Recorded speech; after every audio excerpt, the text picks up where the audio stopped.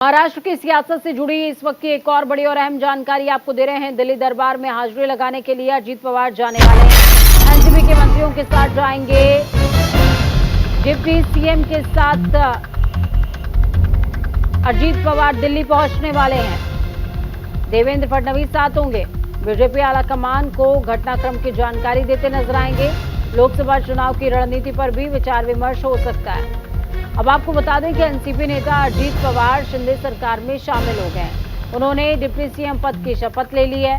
BJP Shiv Sena गठबंधन को समर्थन देने और सरकार में शामिल होने का अजीत पवार का फैसला 2024 के लोकसभा चुनाव से जोड़कर देखा जा रहा है और इसके पहले ये विपक्षी एकता के लिए बड़ा झटका भी है। सूत्रों की माने तो 5 जुलाई को अजीत पवार ने अपने समर्थक विधायक दल की बैठक बुलाई है और माना यह भी जा रहा है इस बैठक के बाद वो चुनाव आयोग में एनसीपी पार्टी और एनसीपी के सिंबल पर दावा भी ठोकेंगे।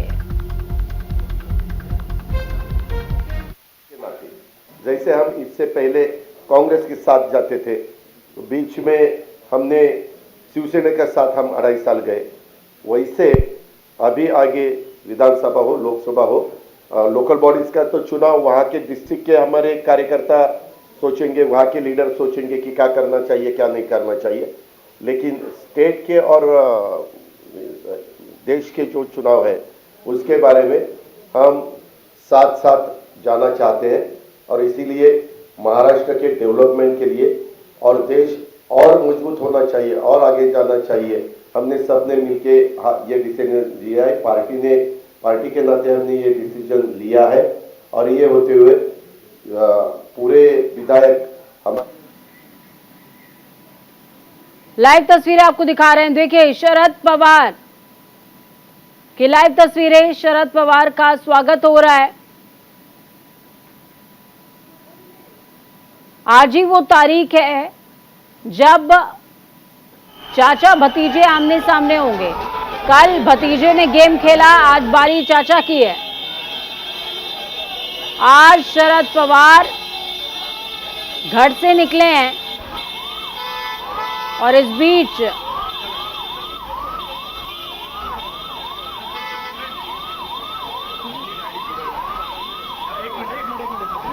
शरद पवार घर से निकल गए हैं और घर से निकले हैं, इसके बाद वो अपना शक्ति प्रदर्शन भी करेंगे।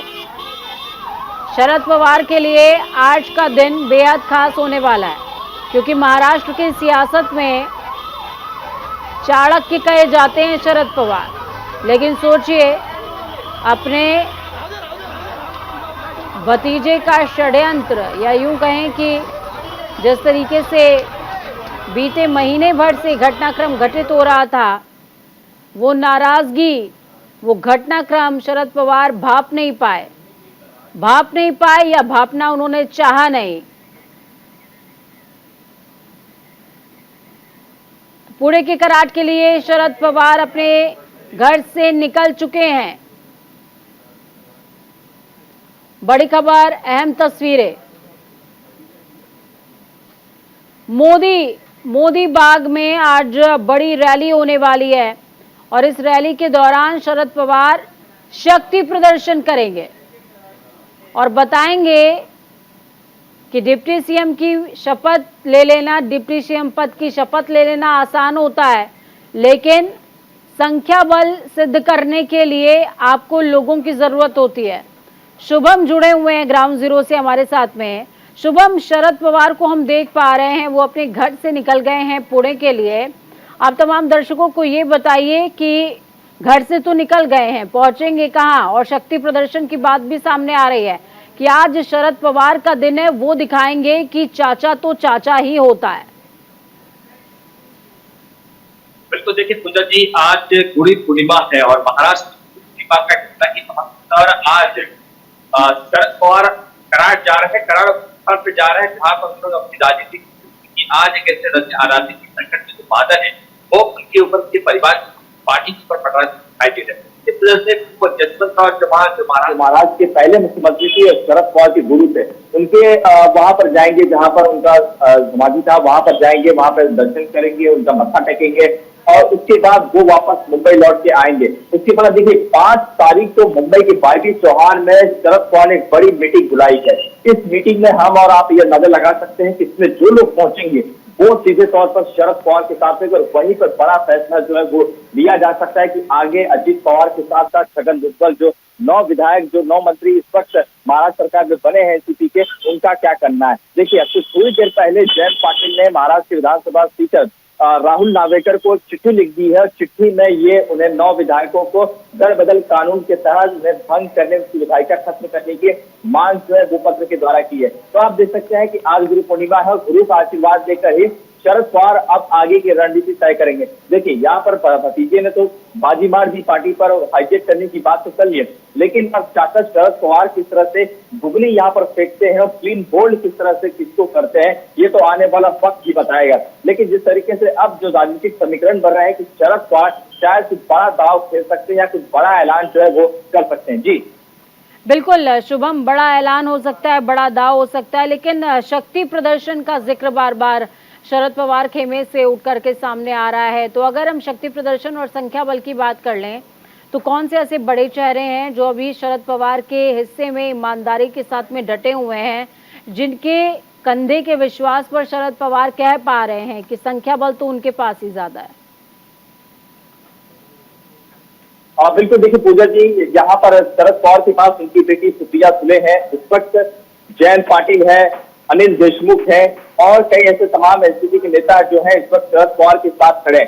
शरद पवार और का एक भतीजा है रोहित पवार, वो भी इन्हीं के साथ खड़ा है, वो अजित पवार के साथ नहीं जा रहा है। तो ऐसे में ये शरद पवार के पास फिलहाल ताकत है। लेकिन 2 बड़े ऐसे नेता जो छगन भुजबल और प्रफुल्ल पटेल, 2 ऐसे बड़े नेता जो शरद पवार की बेहद करीबी थे, अजित पवार से ज्यादा शरद पवार उन्हें मानते थे, उनका जाना ये कहने कहीं आहत जो है वो शरद पवार को जरूर लेती है। लेकिन यहाँ पर हम अपने दर्शकों को बता दें कि जिस तरीके से ये जो दाव चला जा रहा है कि किस तरीके से शरद पवार को चाणक्य कहा जाता है देश की राजनीति में, यहाँ पर भी शरद पवार के ऊपर कई लोग ये सवाल करें कि शायद शरद पवार की सोची समझी रणनीति ही हो सकती है, क्योंकि इतना बड़ा सब कुछ चल रहा है और शरद पवार ने जिस तरह से कल कोई बयान किया तो उनके लिए कोई नई बातें हैं कि उनके विधायक चले गए हैं। तो आप साफ तौर पर स्टेटमेंट सुन के लग सकते हैं कि शायद शरद पवार को पहले से पता था। कुछ विधायक जो उनके पास गए हैं, बीजेपी ने सरकार बनाए हैं, संजय सरकारी सरकार को समर्थन दिए, वो शरद पवार को कॉल करके बोलते हैं कि हम जा रहे हैं। तो आप और सोचिए कि क्या शरद पवार उन्हें रोक नहीं पाएंगे? ये सारी चीजें जो घटनाक्रम हुई है इसकी जानकारी पहले से ही शरद पवार को दी। ऐसा जो माहौल है इस वक्त महाराष्ट्र बन चुका है, क्योंकि शरद पवार के चेहरे पे कोई शिकस्त नहीं, वो टेंशन जो दिखाई नहीं देते। इसी वजह से ये जानकारी सामने आ रही है कि शायद सब कुछ किया धरा है शरद पवार का ही है। शरद पवार को सारी चीजें पता थी, अजित पवार जा रहे हैं, अपने साथ विधायकों को लेके जाएंगे, प्रफुल्ल पटेल जा रहे हैं। तो आप सोच सकते हैं कि शरद पवार अब यहाँ से अगला किस तरह से अपना स्टैंड बाई लेंगे, किस तरह से नए समीकरण को बनाएंगे, किस तरह से शक्ति प्रदर्शन करेंगे, किस तरह से विधायकों जो विधायक उनके पास गए। देखिए यहाँ पर शरद पवार ने कल अपने प्रेस कॉन्फ्रेंस एक और महत्वपूर्ण बात की थी कि अभी उन्होंने फोन घुमाना शुरू नहीं किया, यानी जब अपने विधायकों से संपर्क करेंगे तो मुझे नहीं लगता है कि कोई शरद पवार की बात को टालेगा और वापस पार्टी में नहीं आएगा। बिल्कुल शुभम, देखिए 1999 में पार्टी का गठन शरद पवार ने किया और इसके पहले भी एक बार अजीत पवार इसी तरीके से पार्टी छोड़कर जा चुके हैं और उन्होंने बगावत की थी। तो मुझे लगता है कि शायद शरद पवार, क्योंकि 1 महीने से घटनाक्रम चल रहा है महाराष्ट्र के अंदर और ऐसा हो नहीं सकता कि उनको पता ना हो कि 1 महीने से उनकी पार्टी के अंदर खाने क्या कुछ घटित हो रहा है।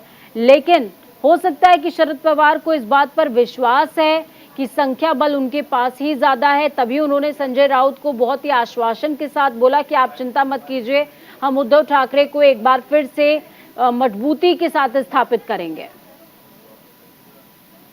बिल्कुल, देखिए शरद पवार जानते हैं कि किस तरह से विधायकों को अपने पाले में लाना है। जिससे उन्होंने साफ तौर पर एक ही जिक्र किया कि अभी उन्होंने किसी एमएलए को, किसी विधायक को फोन नहीं किया।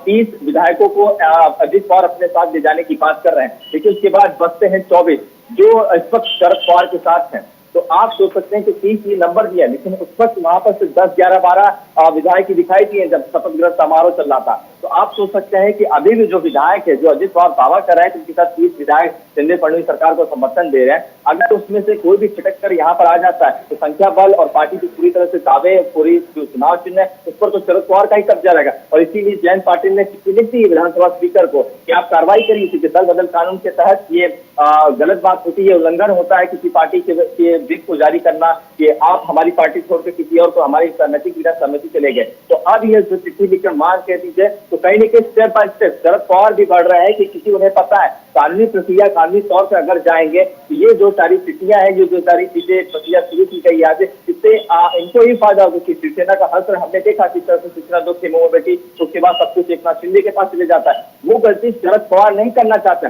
इसी वजह से अब वो जो चीजें प्रक्रिया शुरू की गई है, तुरंत चिट्ठी लिख देना, उसके बाद दरवाजा खटखटाना, अगर कार्रवाई स्पीकर नहीं करते हैं तो दरवाजा खटखटाया जा सकता है कोर्ट का, उसके बाद व्हिप जारी किया जा सकता है, व्हिप का उल्लंघन किया जाता है तो कहीं न कहीं ये दो बयान शुभम, इस पर मैं आपसे चाहूंगी कि थोड़ा सा आप विश्लेषण कीजिए इसका। सुप्रिया सुले का बयान जिस तरीके से कल सामने आया, अजीत पवार को लेकर सुप्रिया सुले बहुत सहज भाव में ये कहती नजर आई कि वो अब भी मेरे भाई हैं और वो प्रेम उनसे हमेशा ही बना रहेगा और एनसीपी एक परिवार है। दूसरी तरफ प्रफुल्ल पटेल बयान देते हैं कि सवाल सत्ता का नहीं था, सवाल स्थिरता का था और यही वजह है कि रविवार को जो भी घटित हुआ ये बहुत सोच समझ करके हमने प्लानिंग के तहत किया है। इन दोनों बयानों को किस तरीके से देखा जाए शुभम?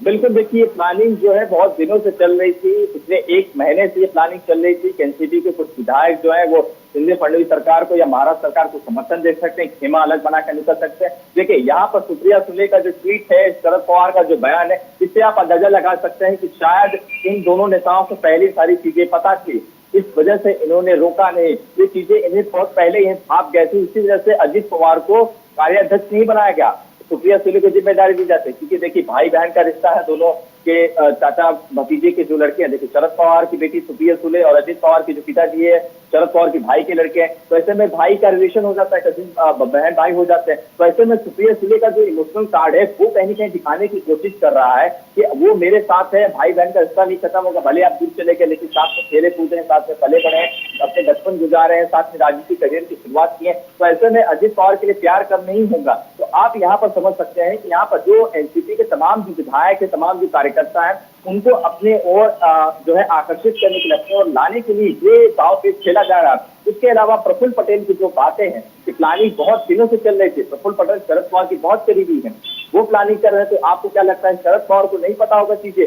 शरद पवार को सारी चीजें पता थी और उसके बाद जिस तरह से शरद पवार बयान देते कि मेरे लिए कोई नई बात नहीं है, ये उनका जाना मुझे पहले से पता था। तो आप सोच सकते हैं कि किस तरह से पूरा राजनीतिक घटनाक्रम पिछले 1 महीने से चल रहा था कि शरद पवार जिस तरह से जाएंगे इसका असर एनसीपी पर क्या होगा, ये शरद पवार को पहले से ही पता था। और क्या यही पता वजह है कि अब जो शरद पवार गांव पे चलेंगे उस पर पूरे देश की निगाहें रहेंगी।